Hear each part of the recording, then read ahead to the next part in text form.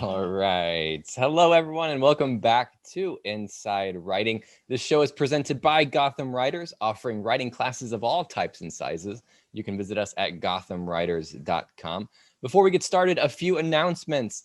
First of all, the Gotham Writers Conference is officially open for registration. So if you want a peek behind the publishing curtain, this is the place to be. Doubly so if you have a project you're ready to discuss with agents. You can check that out on the Gotham Writers website.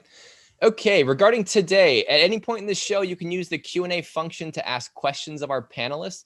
Most of you are familiar with how Zoom works, but if this is your first time, there's that Q&A button down on the dashboard. The sooner you get the questions in, the better. I know last week we spent about half the show on questions. So if you get those questions in early, we'll start getting to them earlier. We also have the chat. A lot of you are already using the chat, so that's good. Make sure you keep discussion in the chat and questions for discussion in the Q&A. Lastly, if you want to get caught up on any episodes of Inside Writing, you can find them all on the Gotham Writers YouTube channel or on any major podcasting platform. And while you're there, like us, subscribe, leave a review. It helps to spread the word.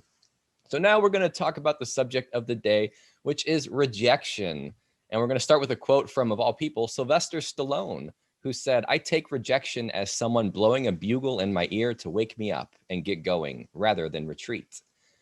Now, let's meet our panelists. Our first panelist, writer of pieces appearing in the New York Times, The Millions, The Rumpus, Salon, and more, as well as the writer of the viral piece, Why You Should Aim for 100 Rejections a Year, Kim Liao. Hello, Kim. Hi, Josh. Thanks for having me. Absolutely. Thanks for being here. Our second panelist, managing editor of the Rumpus, as well as writer of pieces appearing in such places as Guernica, Harper's Bazaar, Bitch Magazine, and more, Marissa Korbel. Hello, Marissa.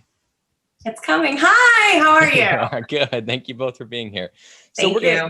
We're going to start the show how we normally do with definitions. I'm not going to ask you to define a rejection because that kind of goes without saying, but I want to talk about the different forms of rejection. So Marissa, I want to start with you. What is a form rejection? What does that mean? So a form rejection is basically like a template that an editor or literary magazine uses to turn down something.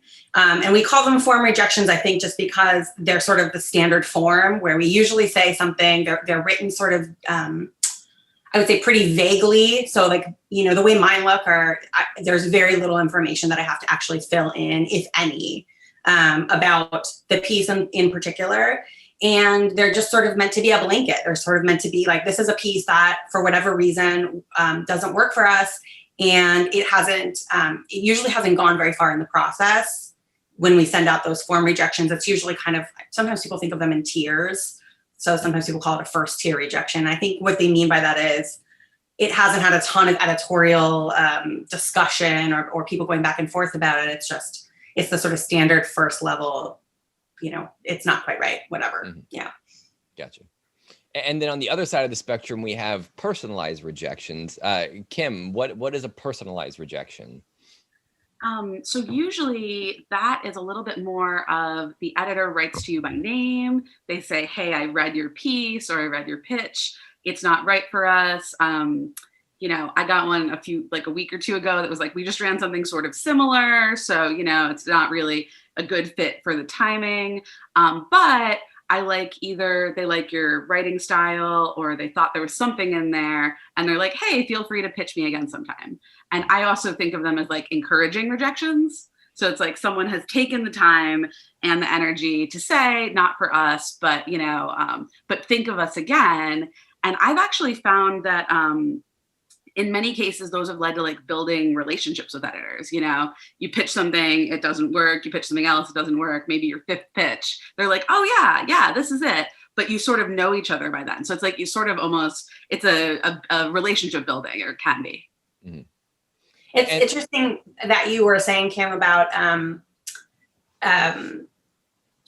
encouraging rejections, because I feel like at least the form rejection that I use at the Rumpus, like it's definitely still encouraging people to like try us again, try us during our open submissions.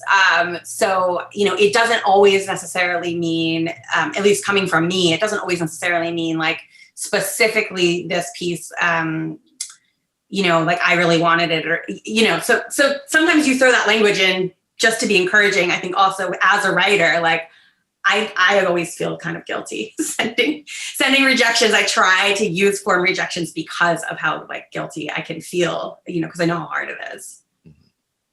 Kim, how does the type of rejection change your takeaway from it? Do you feel better after a personal rejection than you do after a form rejection, or does it matter? Is the rejection still a rejection?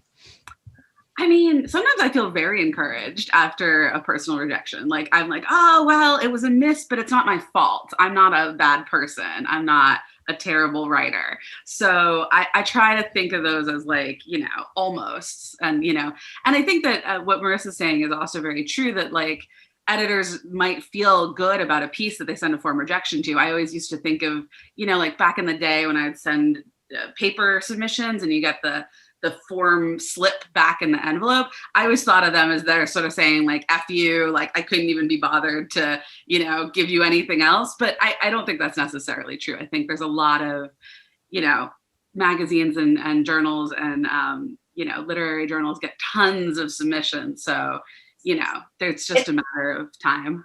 It's definitely not true. Like there are so few people that I get submissions from that I'm like, F you. Like that happens like once in a quarter maybe. And it's usually something like pretty ridiculous, like somebody sending in something that's just like really out of line or like they're very insulting, like people, I don't know why, but they take great joy in like being like somewhat insulting occasionally to like whoever you're sending your work to, which I always think is a bad, it's not a good look, but like that is so rare that I would ever be writing someone back to be like, F you. But I know how as a writer, it feels so personal. It's such a strange thing when you kind of sit on both sides of that spectrum, because I know exactly what you're talking about. And as an editor, I'm almost never like, oh my God, this person, get away, So Marissa, what's the difference between sending a form? Like at what point do you add notes? At what point do you say this piece was close enough that I want to include some personal notes in the rejection? Well, that is something I'm still titrating. Like I'm still working on figuring out the exact, I think I had a Twitter thread recently where I talked about like sending out rejections and the need that my personal use of form rejections and why I have to use them. And, what happened was that like I had sent a form rejection to a writer. The writer wrote back like questioning why they were getting a form rejection and like I need more information so that I know how to do this better in the future.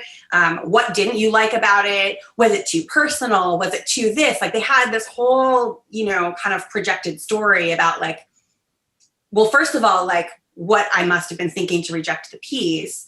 And second of all, that there was some lack of engagement, that I was supposed to write them back with like a full critique, like the way you would get from a writing instructor.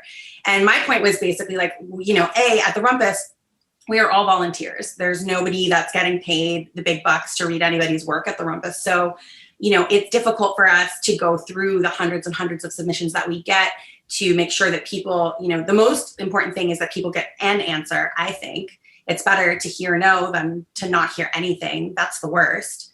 And so, when you send someone back a form rejection, don't come back to that editor and say like, well, you need to give me a detailed critique. But then I also had somebody point out to me like, it would be better if you included some information about what was wrong with it, even if it was just that, the very brief sort of thought that you have when you're reading it that like the style is wrong. Like, the Rumpus has a specific style. We don't publish things that are super journalistic. Sometimes people send us things that are, they need a fact checker. We don't have fact checkers. Like, so I've been thinking about that. I've been thinking a lot about whether or not my form rejection, even that should have some, because it's true, I do run that analysis in my head when I look at a piece of like, why isn't this going to work? And I don't as a practice include that in my rejections, but maybe I should. So Kim, when you get notes back in a rejection, do you always incorporate them? Do you always take whatever they say and immediately apply it to your writing, or do you take some time to mull it over? Usually I don't touch the piece at all when I get the rejection. I'm like, okay, like, maybe I fill in my, like spreadsheet and give myself some encouragement. what I've been doing recently, like I pitched a few things, in the last few months as I've sort of been writing again. I think the pandemic for a lot of us has stymied the writing. In many cases, if I get a personalized rejection, but I don't necessarily have either, the wherewithal to change the piece that I'm sending, or like I just got something from the Cut a few weeks ago and I love the Cut, and I want to send them another essay, and she was like, pitch me again sometime. And if I had another essay, I would have been like, great, here it is. But I didn't. So instead I just said, thank you. I was like, oh, I would thank you so much. I'd love to pitch you again, just to try to build that relationship. And I mean, in some cases, it's nothing wrong with the piece. It's just not the right fit for someone. So, I'd like to try to find a good home for that piece as it is before I go back to the piece and then start to make changes. So I sometimes do like a round where I send out like 5 or 10 submissions at a time, let them sort of come back and see what the response is. And if it's close, maybe, if I get a lot of personalized rejections, maybe it's just the piece is good. It's just I need to find the right home for it. But then sometimes if nothing goes well, then, I go back to the piece before I send it out to another 10. There was a piece a couple years ago that I placed in Catapult about my family members being immigrants and then working for an immigration lawyer during the Trump travel ban, and kind of that juxtaposed together. And after I got a couple of about maybe 5 or 10 rejections from some of my top tier places, I looked back at the piece in the beginning was really muddled. And I was like, I really need to edit the first paragraph or the first page, because I think that editors who made it through the whole piece are like, oh, there's merit here, but it didn't grab the reader the way it was supposed to. So sometimes a rejection is kind of a wake-up call, or okay, this is a good, excuse to go back in and kind of retool the piece.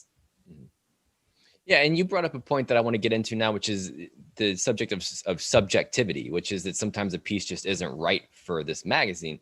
So Marissa, how often would you say you're rejecting a piece that's really good writing, it just doesn't fit with the Rumpus?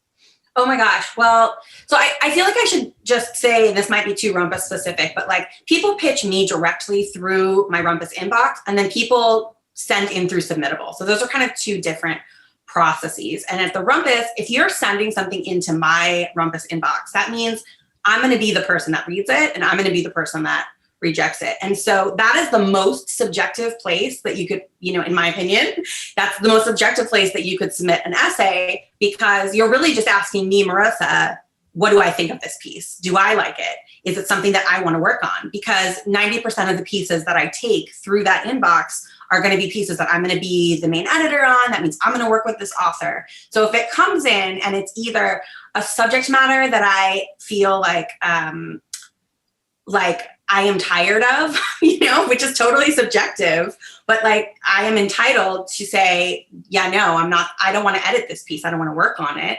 And so, sometimes I think that subjectivity can work in someone's favor, especially if they're a person that either I worked with before or we already have an existing relationship. Sometimes that subjectivity is like, I'm going to take an extra hard look because I know that I really like this person's work. I really respect them. I want to work with them.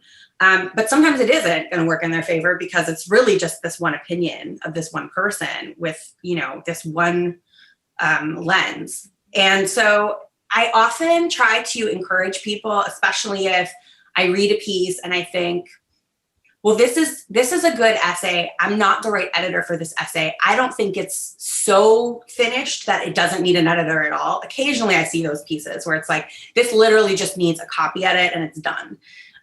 But if it's not that, and it does need an editor, but I'm not the right editor, but it is good and it has the potential to become good, then sometimes I tell people, you know what, you should send this in through our Submittable, which I think people don't always realize, because we have a huge amount of readers, that's a huge variety of opinions, and more people are going to see your essay. More people are going to fall in love with it. Multiple people are going to advocate for it. And so in a way, it's kind of a better, less subjective route, because you're going to get, 10 pairs of eyes on it instead of just my one. So I don't know. Did that really answer your question? It absolutely did. Okay, good. And Kim, from the other side of it, you know, with it being so subjective, how do you know when a publication is right for the piece that you're writing? How do you know that it's a fit? Well, this is always the toughest thing, and this happens with literary magazines. You have to read. You have to read it, you know. And I really love to sort of have like the online magazines and the journals and the lit mags that I love. Because then if a piece, you know, and really respect the style and respect the writers and writers who I admire publish there, because then when it comes time to send something, I kind of know, I'm like, oh, this is sort of more personal essay versus more reported work. I was talking with someone about narratively. I had like a personal essay that was sort of memoir-y and kind of about the pandemic. And we're like, oh, you know, they're so wonderful. I always love to read them, but I feel like you can't get anything published there unless you're like, I was like an underwater scuba diver with like things on fire. And, you know, it's like it's like very extreme. And I'm like, I never have the interesting stuff. So there is different style. And I mean, I think too, like to Marissa's point about the person writing for feedback, that's what a writing group is for. And like, that's what like taking writing classes is for. Like, I don't think editors owe us anything except, I mean, it's such an effort to read and curate and be an editor and accept stuff that, you know, like you need to, as a writer, you need to read the journals and get a sense of what's a good fit, you know, and there's lots of resources online about this too. But then also like build your community, try to get some readers involved before you send it to an editor. Mm-hmm. Yeah, I would say that is my number one frustrated rejection, is that when I get a piece and I look at it and I'm like, this person has never read the Rumpus. They have no idea what we publish. Because if you knew what we published, there's no chance that anyone would think that this is going to be, you know, the fit for our magazine. And so I think, you know, that's really clear as an editor right away. If someone doesn't read the magazine and they're sending you something that's just like wholly inappropriate because you would never run it because it doesn't fit there. And those are the rejections. Like, I'm not mad at those people, but it's definitely like, those are the rejections that are just the easiest, and they're like right off the top. Like, I absolutely cannot ever, we would never, and no thank you. But it also is a little bit frustrating because it's like you're clogging my inbox with something that, if you actually read the Rumpus, if you actually did know what we did, you know, you would send this to a place that would be a better fit. I wouldn't be sending out a form rejection to you. Like, we would all be happier. So I do feel like it's the most annoying advice, I think, as a writer who's trying to get published, is like, you have to read. And you're like, I read everything all the time. I hate reading. But also you do have to read, because otherwise you can't tailor where your work belongs. You can't see that. Mm-hmm. Marissa, while we're on the subject of why you'll reject me, are there any other like automatic red flags that you'll see and you'll be like, nope, this is a rejection? Well, I mean, there are some topics that we can't take because of the way the Rumpus is structured, because we're a volunteer. I think I already mentioned, like, anything that needs sort of fact checking, like it's journalism in the sense of this would really need to be vetted. We don't really have the staff to do that. So, you know, sometimes that's pretty obvious from the get. And that's a no. You know, awkwardly, like, sometimes people send me things because they're timely, but they're so timely that we can't flip them fast enough. So it takes us at least a month, sometimes more like 2 months, to flip a quote unquote timely piece. It's really, really hard for us to get things out much faster because everyone's a volunteer. We don't have, you know, there's no like incentive to be like, you better stay and work late to get this thing out tomorrow. Like, we can't do that to anyone. So, Sometimes people will pitch me things like for something next week, and those are pretty automatic rejections because we couldn't flip it even if we wanted to.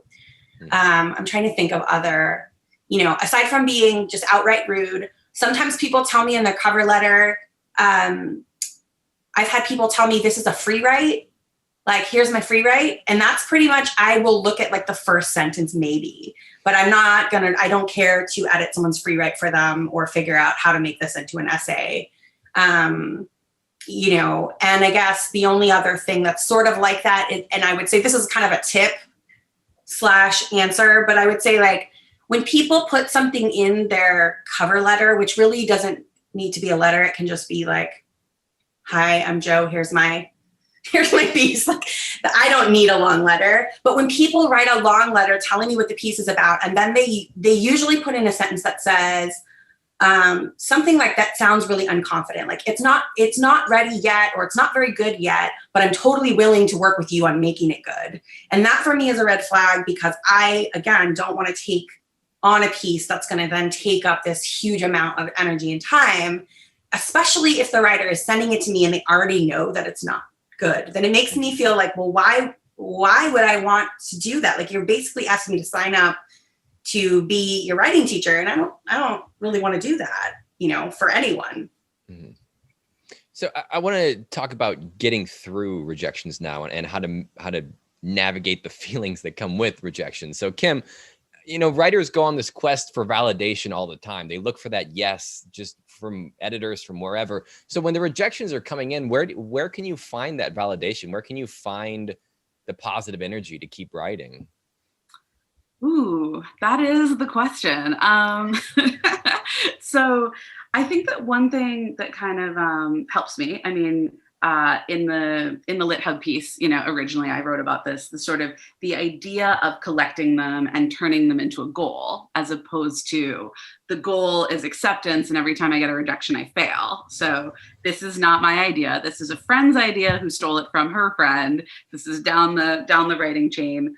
But of the idea of making the rejections themselves the goal. And sometimes I'm not feeling very, rah rejections. And so I'm like, you know what, make the submissions the goal. So I submit to 10 places. I see what happens.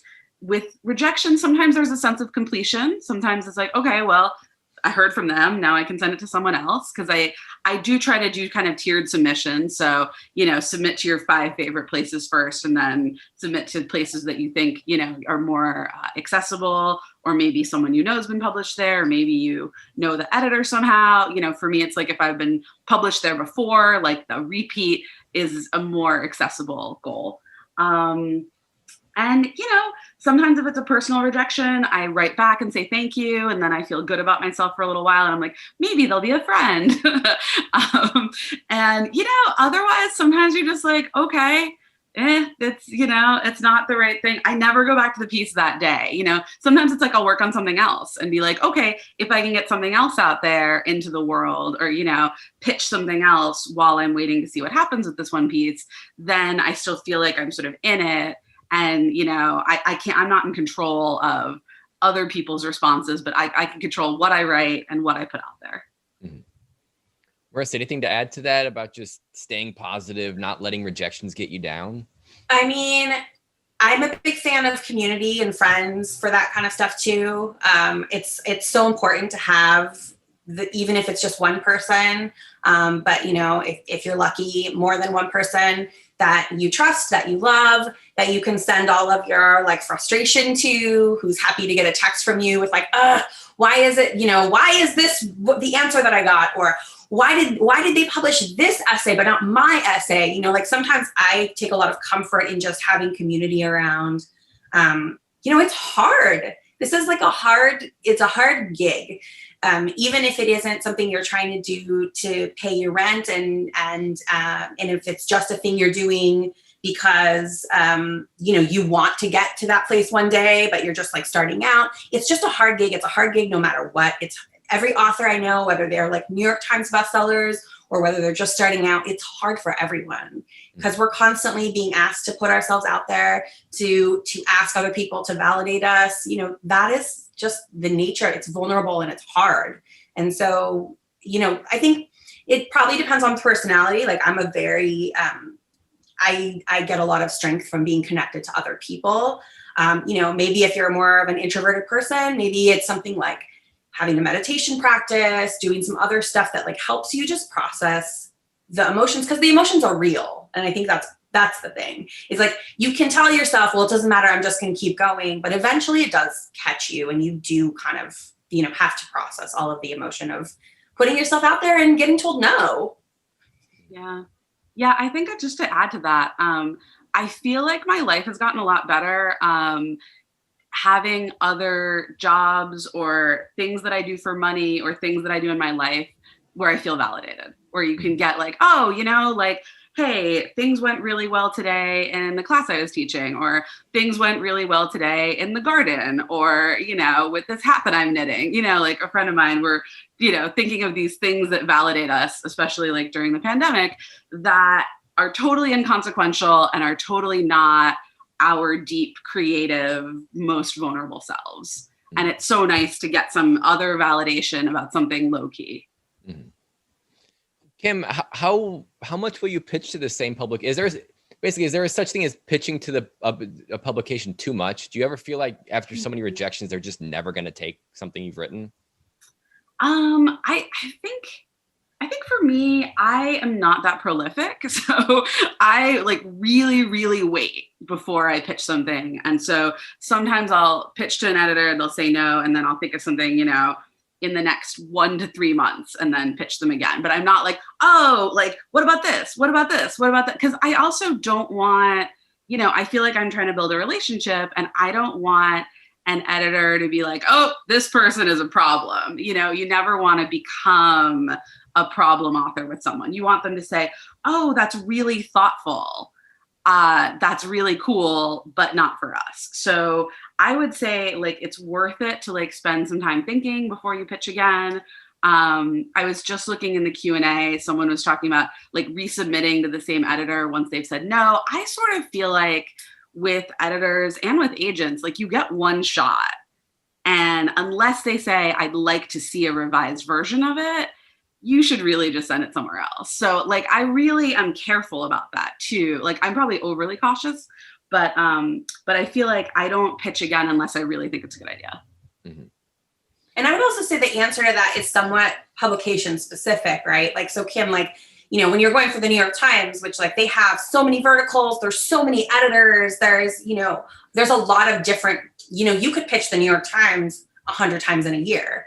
And I don't think that's necessarily going to annoy anyone unless it's all going to the same person. Because there's a variety of places you can pitch. There's so many editors and there's a lot running every single day. So that doesn't seem unreasonable to me because it's a large publication with a large staff and they're constantly publishing. Whereas like, I would say like the Rumpus, we're not a tiny literary magazine, but we also, we publish somewhere between, 12 and 20 essays in a month, like maximum 20 essays.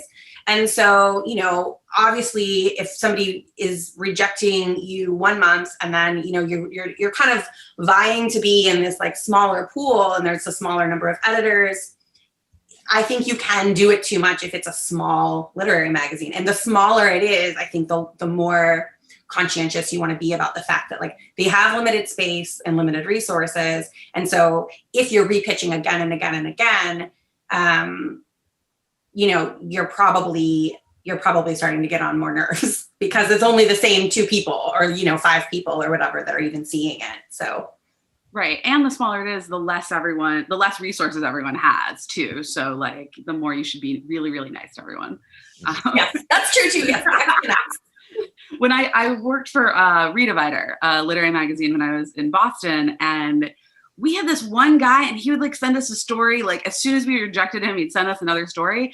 And I will say that like, you worry about annoying editors, like the persistence was really admirable. I was like, you know what, we're not going to take this again. But like, I really admire his gumption.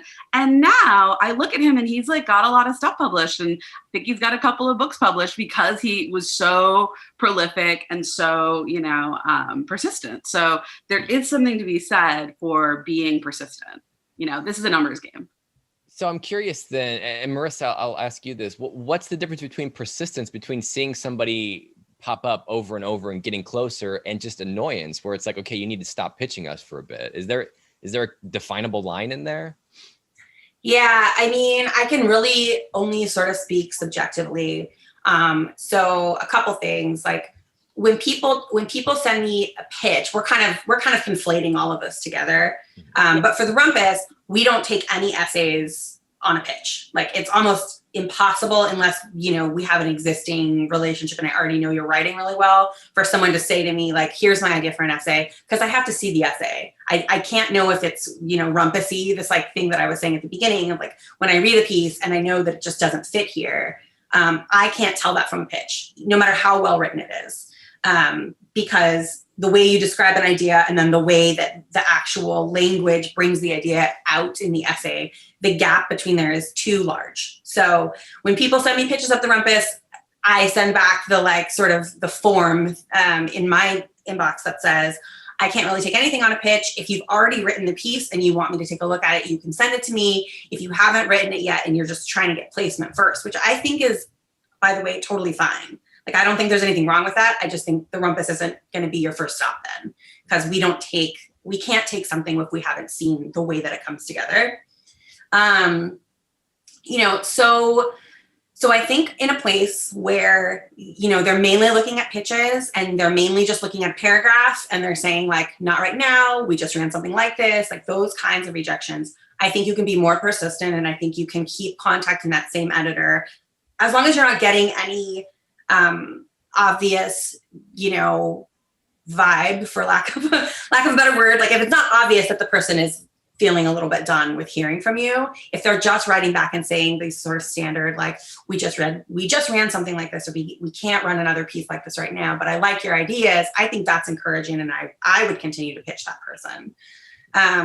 But if you're sending in full essays, I think it's hard unless the person is writing back to you saying like, do you have something else? I loved your writing and I want this piece, but for whatever reason it isn't right. What other stuff do you have to send me? Like those are the kinds of words I would look for if I was going to send a completed essay again to someone, like pretty much right away. Otherwise, I would wait. I would give it a few months, because I don't want to spend my whole day reading essays from the same person either. Right. Yeah. Yeah, and we could clarify, right? Pitching is, as Marissa said, you haven't written the thing. You're giving a preview of what's to come, and also sometimes it's a little bit more reported. Again, a journal or a publication or a place will say we accept pitches, or you must send completed works. Literary magazines tend to say, you must send a completed personal essay, completed fiction, completed poem, that kind of thing. Yeah. Yeah. Thank you for clarifying. And Kim, I'm curious if you've ever had a rejection that impacted your writing in a good way. Like, have you ever gotten a rejection in form or otherwise that led to the piece getting better and being in a better place than it was before, and then ending up somewhere you didn't think it could be? Just kind of looking for like a good spin on how a rejection has helped your writing or a certain piece of writing. Let's see. Well, right. There was the catapult piece a couple years ago where I got rejected a couple times, and then I went back and really fixed the piece and really went back and gave it a whole nother look, fresh eyes, went in and was like, I need to make the language a little more accessible and like gripping from the start. I'm trying to think other like happy stories about rejection. Well, I would say that my New York Times story was a pretty good instance of a personalized rejection. So this was spring of 2019, I guess. I was pitching the style editor. So this was not a completed piece. It was just an idea for an article. It was covering this event, and it had to do with sort of women who could do it all. And I was like, is that really what we should be asking of women? And he was like, oh, this, I'm going to pass on this, but I think it's a great idea. And I think you could really, make something of yourself, make a name for yourself with this article. He just seemed really supportive. And I was like, oh, like, thank you. Like, and he's like, feel free to pitch us again. And I was like, that would be great. And he's like, let me give you the names and email addresses of all of our style editors. And I was like, that's so nice. Like, that's amazing. And so then when it came time to actually pitch the piece that ended up landing there, it was a weddings piece about getting married 6 weeks after my father passed away from cancer.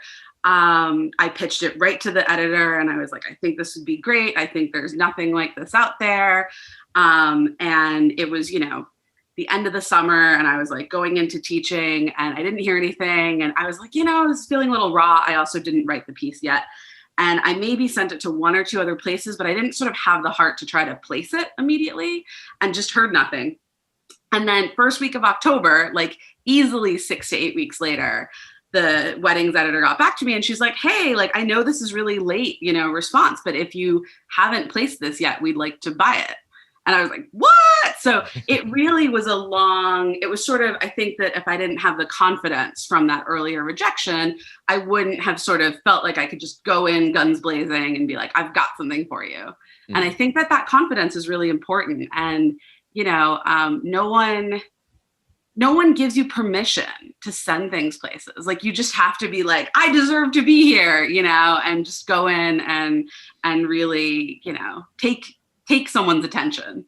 Mm-hmm. Marissa, you've seen this from both sides, because you submit as a writer and you edit. So being on both sides, do you feel like you have a different perspective when you get rejections? Does it help you to sort of see it in a better light?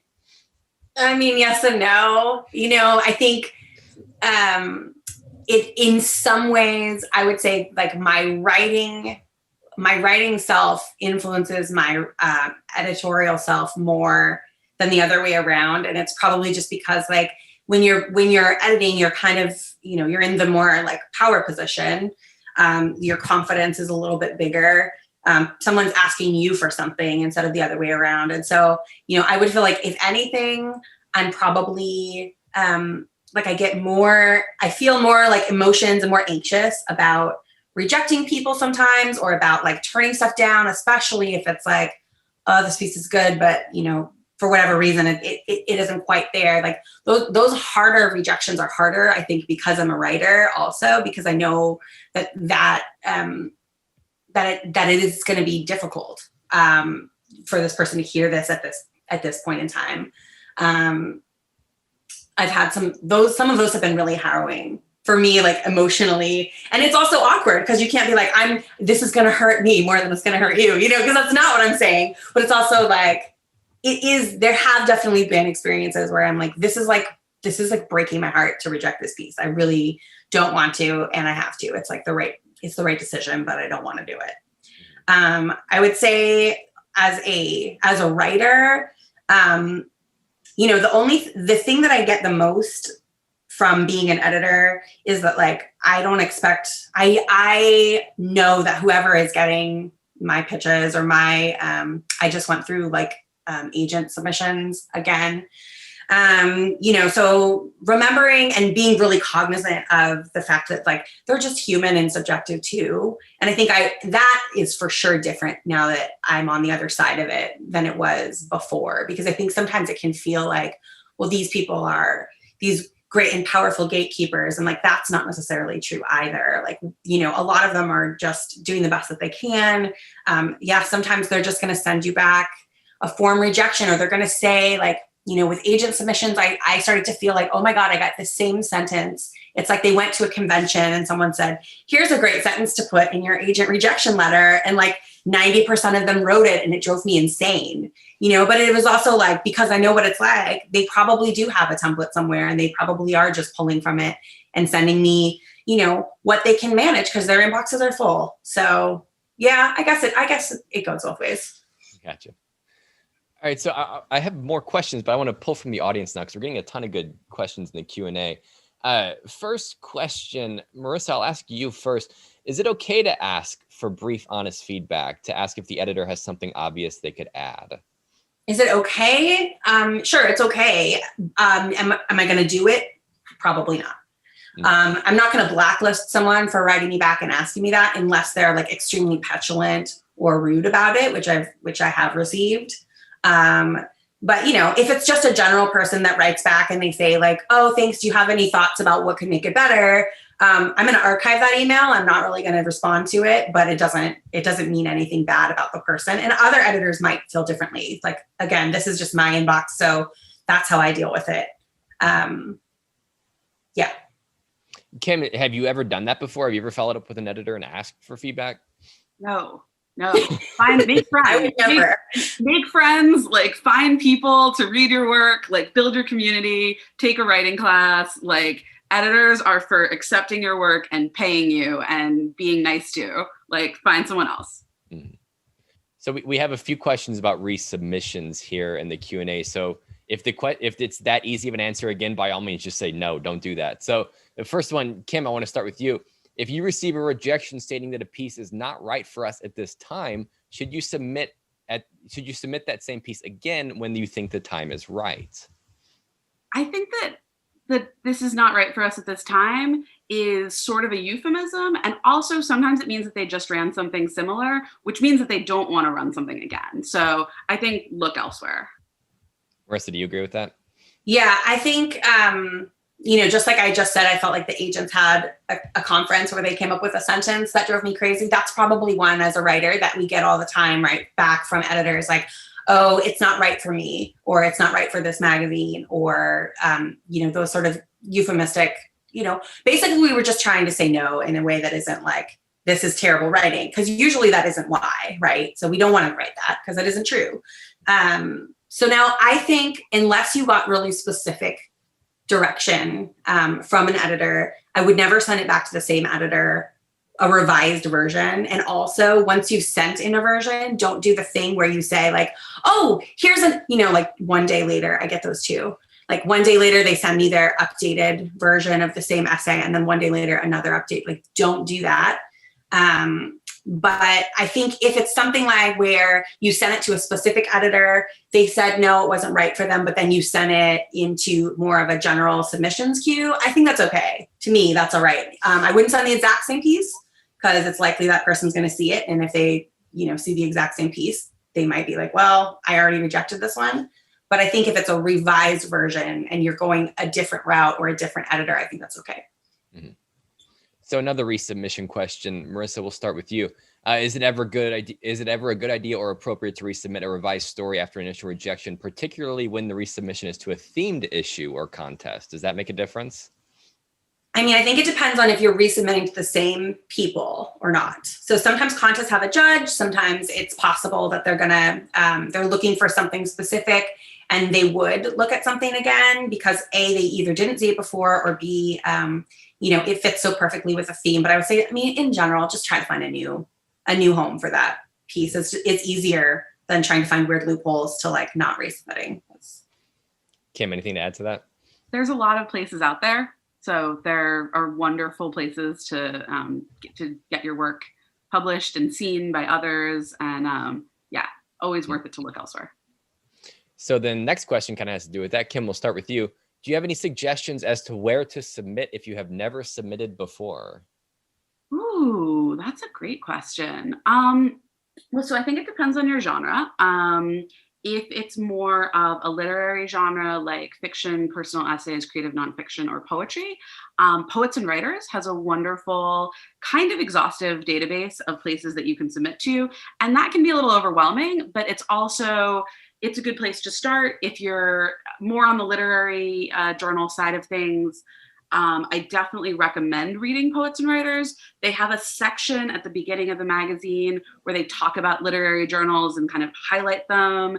Submittable has, the website Submittable has open calls where they'll say, here's what's open right now, here's what's currently being requested, things that opportunities like that. I think actually, I was just looking at it the other day, Catapult, the magazine and independent press Catapult, just started posting open calls. So if you've never been published before and if you've never submitted before, a great way to start submitting is to look for editors and journals that are actively soliciting. They're like, we want writers. And so that's a great place to start. Also, any place you love to read, why not? Go big. Always submit to the New York Times. Go big. Marissa, what about you? Any other advice to people who haven't submitted before? I think if you're a reader, which I hope you are, if you're a writer, there's never any harm in starting a list of the places that either you love to read because it's enjoyable for you, or you love to read because you feel like the style fits. Or you love to read because someone or someones that you really admire keep publishing there, taking notes of all of that. And then kind of doing that thing. If there's a writer that you really admire, that you've worked with, or that you think your style is very similar to, or that you aspire to be sort of similar to, then I would say, you can always go and comb through their bio and see where they've been published, because, if somebody likes that writer, they might also be interested in, something that you're writing. And I did this in like 2012, maybe, when I was a baby writer and I had never had anything published. and I loved the Rumpus, and that's like how I ended up ever getting published there, is because, I loved Lydia Yuknavitch. Lydia Yuknavitch was publishing on the Rumpus. Therefore, it like went on my board as like a place that I'm going to keep trying to get into. So I think that's always a good route. Next question, Marissa, we'll start with you on this one.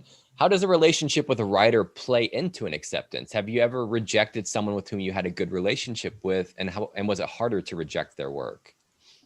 Yes, it's really hard to reject my friends. That's just true, right? When my friends send me stuff, especially if they're good writers and the piece is good, those are the hardest rejections to write. People that I've met sort of more casually, like at a conference or something like that, when they send me something, I'm always going to take an extra hard look at it if I had a good experience with that person and I liked them and we're like sort of, friends in a loose sort of writers conference-y way. I'm always going to take an extra look at it because I liked the person. I'm human, So yeah, I think having a pre-existing relationship with an editor has helped me as a writer more times than I can count. And it's mostly not been a relationship that was because of my, because I sent them 100 submissions and they were all so amazing. It was mostly like I met them somewhere, we hit it off, So yeah, I think that really helps, Also, that goes to like why you should be nice to people, because you don't know where they will end up or where you will end up, and like why you might ever want to know who that person is and have them think fondly of you, but you might as well just pretend that everyone you're talking to is going to be the head of like whatever's the most important magazine to you at some point, because they might be. Mm-hmm. And Kim, you've spoken about the importance of relationships with editors. How has that helped you? I mean, I think just echoing what Marissa said, like if you have an opportunity to meet people in the literary world, either by going to writers' conferences, like AWP or Gotham or Slice does one in Brooklyn. It's great. It's like a nice way to sort of put a face to a name. It humanizes people. It's an opportunity to sort of meet people casually. I think building one's network of, friends, fellow writers, community, people whose work you read, people whose work you tell your friends about, like it helps everyone. Like it's not a zero-sum game. Like we all win if good people are writing and good people are talking about writing. Mm-hmm.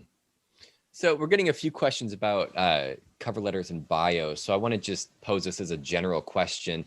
Marissa, let's start with you on this again. How important is someone's bio? Have you ever looked at their bio and has that influenced your decision on a piece, or how much does it matter where they've been published before? I would say having a good bio is kind of like having a name that I know, like that we've met before, maybe once briefly. Like we're not BFF or anything, but I know kind of who you are. It will make me look at a piece with a little more discernment at the beginning to sort of say like, well, if it were, if the first paragraph isn't good, I might read the second paragraph to see where it goes. Because if this person's been published in a bunch of places that I really admire and I think are really great, then I'm going to be looking for why. As an editor, I'm like, well, why? They must be capable of doing something pretty amazing if they've been published in X, Y, and Z places that I really admire. So it can help. But ultimately, if the piece isn't good, whether it's like it's not their best work or it's just not right for the Rumpus, it's not going to ever get you past, like the work itself will always have to stand up. Kim, how do you approach your cover letter or your bio for that matter? Do you put a lot of effort into it? I mean, I kind of have a boilerplate one. And then if I get published in a good place, I like move something to the front or take something off. But it becomes kind of a standard operating procedure. So it's good to have one. Likewise with cover letters, short and sweet. Here's the thing. Maybe one sentence about here's what it's about. Here's I've been published somewhere else. In pitches, I think that bios matter because you haven't provided the piece. And so if you're providing clips or links to your previous pieces, it's helpful to have a couple of good ones. I think that now that I've been published better places or more prestigious sounding places, I get a little longer look. But, you know, ultimately it's always the piece. Mm-hmm. Next question, Kim, we'll start with you. Do you have a certain number of rejections for a piece that you receive before retiring it? That's a great question. I think that, you know, I was sort of saying that I do the like 5 or 10 and then maybe revisit the piece and decide, am I prepared to revise this? Is this timely? Is this, you know, sort of using the right tone? Do I have enough psychological distance from it if it's sort of personal? And then I sort of decide, okay, I'm going to revise it and send it out again, or maybe I'm going to like put it on a shelf for a while. So sometimes I retire something and put it on a shelf for a while and then pick it up 6 months later, especially if it's not like newsy, if it's sort of just something more personal or more creative. I've definitely like put things aside, picked them up later, and, you know, sent them out later. Every now, once in a blue moon, I just retire something altogether, and I'm like, that's you know, it's going back into the ball of clay. It's okay. Not everything is meant to be published. It still can be a valuable experience for you to write it. So I think it's really just up to you. You know, it's got to be a personal decision to sort of keep sending something out or to sort of pull it in and put it on a shelf. Marissa, what about you? I mean, I'm a big baby when it comes to getting rejected. Like it would never even 50 rejections in a year would be high for me. Cause I don't send my work out enough to get there because I'm a big baby. So, you know, like when you asked the question, like my joking answer was 1. But you know, I have learned to be more resilient, to send things out maybe like 4, 5, 6 times, but that would probably be pushing it for me. I don't think I've ever truly scrapped something unless it was a pitch.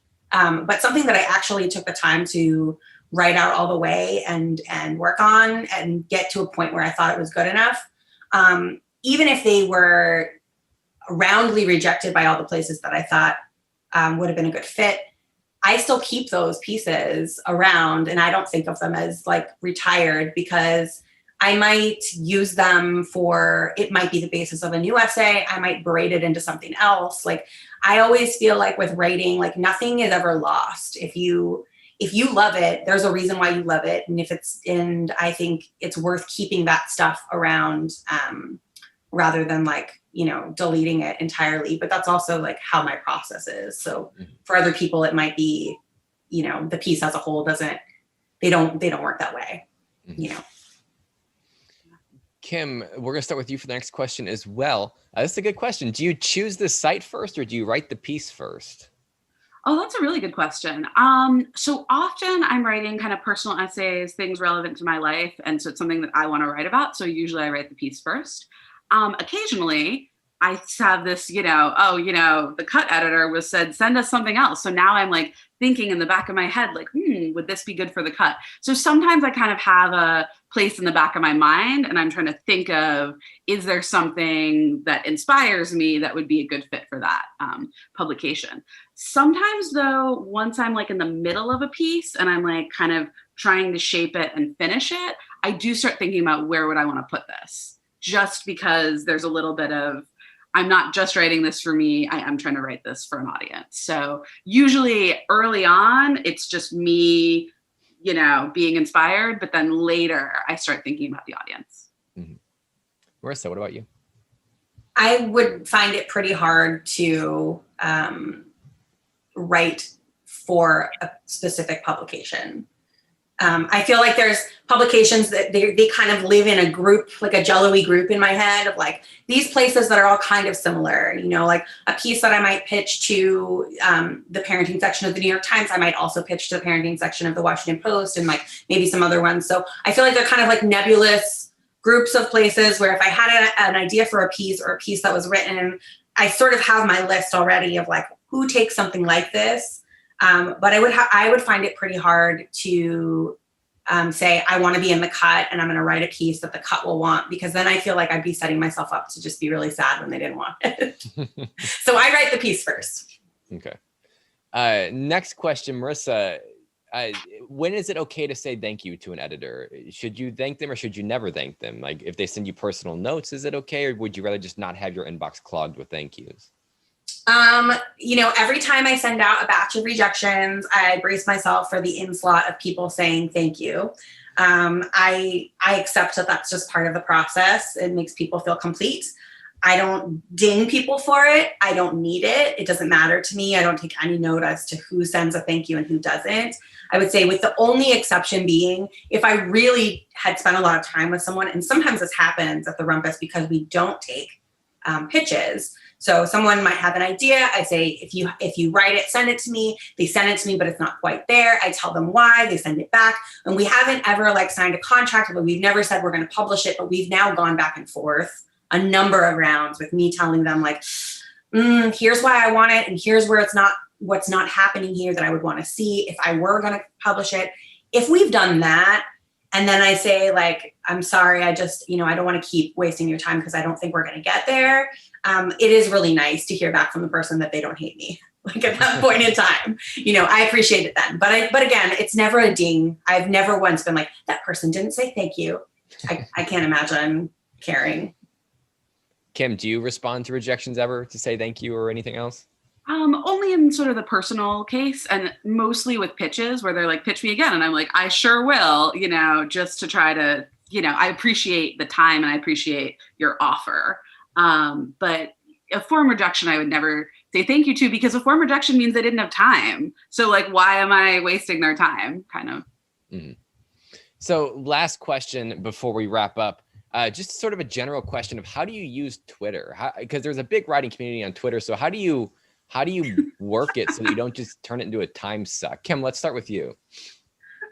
I'm just laughing. Marissa's face is exactly how I feel about everything related to Twitter. I sort of feel like with social media, there's like a necessary evil aspect of it. Like if I could just get off social media altogether and like live in a cabin and on a hilltop, like that would maybe be ideal.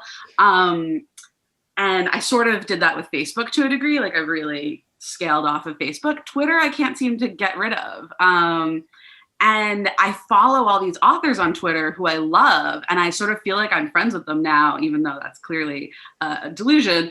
But also Twitter is a great way to sort of follow editors. Sometimes editors put out calls for submissions. Someone says, oh, hey, I'm the new editor of this section of Glamour, pitch me at, here's my email address. So, I've taught a few classes about sort of submitting your work and getting things out there and getting published. And Twitter is actually a great way to do research. And, a lot of writers I know will share things when they get published and then retweet and share each other's stuff when people get published. So there's an element of community there, but even if you just create a Twitter name and just use it for research, there is definitely a benefit to sort of following the people who you read and the people who you care about and the community you want to be a part of.